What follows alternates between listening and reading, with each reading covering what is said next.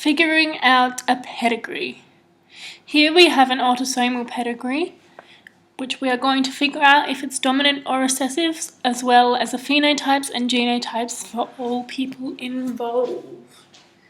So how we work out if it's dominant or recessive, we're going to be looking at the characteristics that are shaded.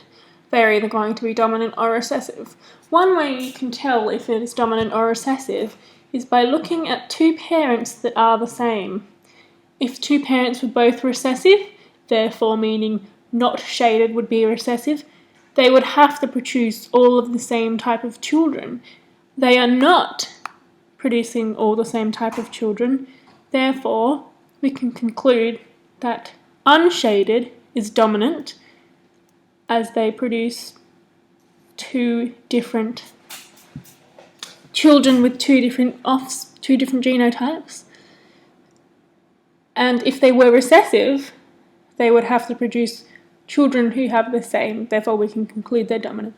So all of the shaded is recessive. Let's use the letter B.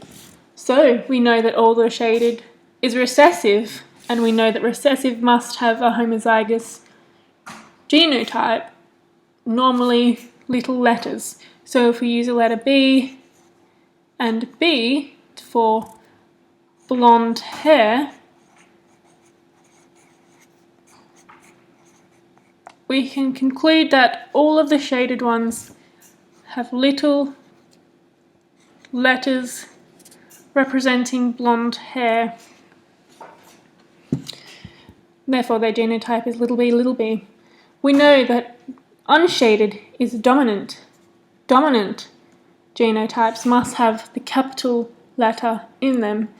So we are going to label all the unshaded ones with a capital B.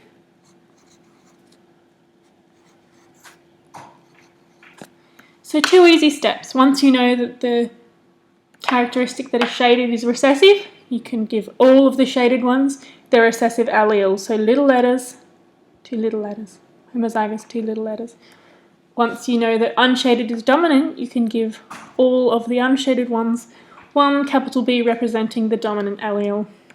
Now, the third step is to figure out the second letter of the allele for each unshaded person.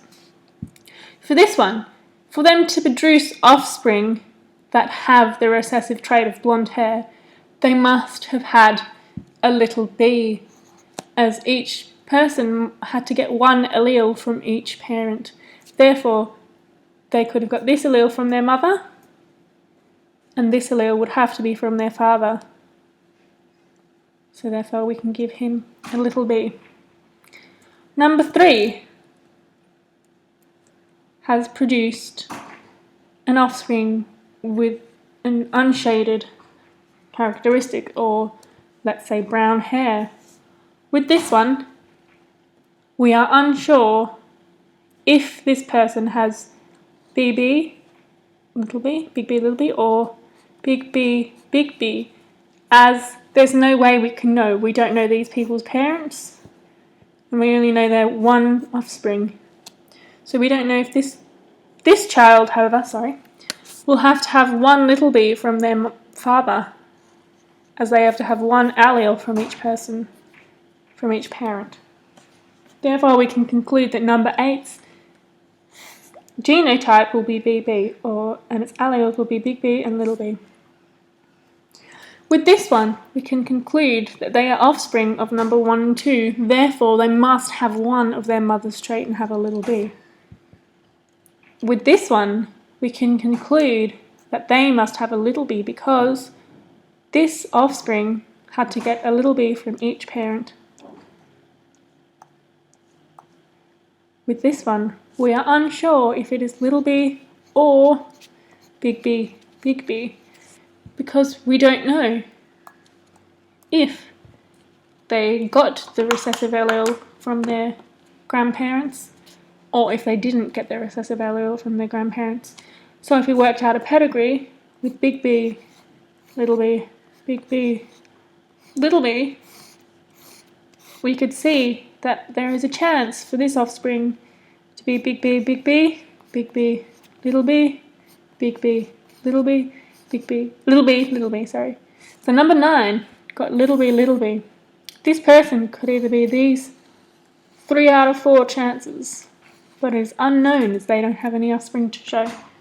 So if you were doing a test or figuring out a pedigree, you would write big B, little b, or big B, because we don't know what the answer could be. It is possible that it could be both. So the possible phenotypes that could be in this pedigree could be BB, representing blonde hair, capital B, lowercase b, representing brown hair but carriers for blonde hair, big B or big B, representing brown hair with no carriers.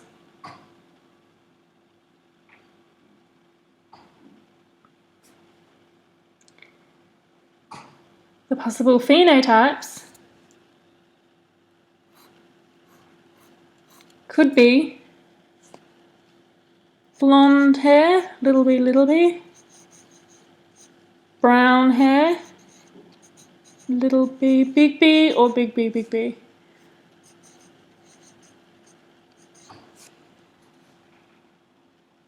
So altogether in this family of 10, 4 people have little b.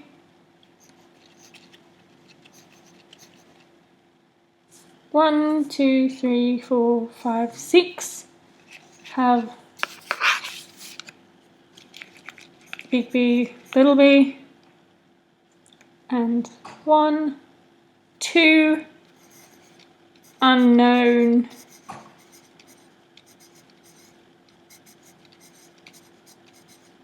if big B or big B, little b. Thank you for watching.